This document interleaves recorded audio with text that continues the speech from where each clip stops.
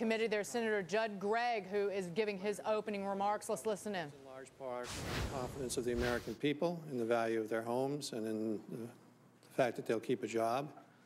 Confidence of those people who buy our instruments that our debt is solid and sound. Confidence that our currency is strong. And I think there are questions out there that have been raised by the budget that's been presented to us by the administration relative to the ability to build on that confidence. I'm going to be interested in hearing your reaction to that. The budget as it's proposed essentially nationalizes all income over $250,000, nationalizes health care, nationalizes student loans. We're in the process of nationalizing our banking system, and in addition, it creates a national sales tax on the production of energy.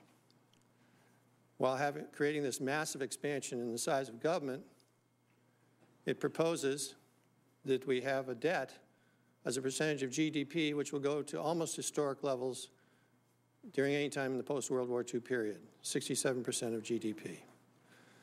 In the short run, one can accept the fact that debt is going to go up significantly because of the need to address this economy with the liquidity that only the government can put into it.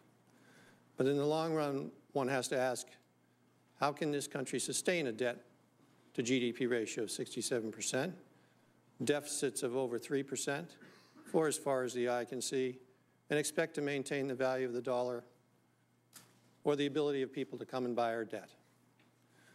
There are two core issues here. The first is how we get the economy out of the hole that it's in, and that means stabilizing the markets. It means stabilizing the financial industry. And at the bottom of that is stabilizing real estate and also stabilizing the loan structure around general consumer activity. You've set up the TALF proposal, which is a prospective attempt to do that. And my question remains for you, how are we going to do it for the bad debt that's still in the books? Secondly, there is the issue of the long-term debt of the United States. The fact that we are moving into a period where the baby boom generation is retiring and will be close to full retirement at the end of this presidency, should this presidency be reelected. There is a tsunami of debt headed at us, $66 trillion of unfunded liability. It will essentially overwhelm the capacity of our children to pay it and the ability of this nation to sustain it. And unless we move forward on addressing it, I suspect it will cause the international community to question the value of our currency and the ability of us to sell them our debt. And I'm interested in knowing your thoughts on that. So I appreciate you coming here today.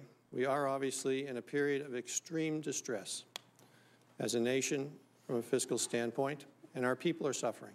They're losing jobs, losing homes, wondering where they're going to be next week, next year, relative to their financial house.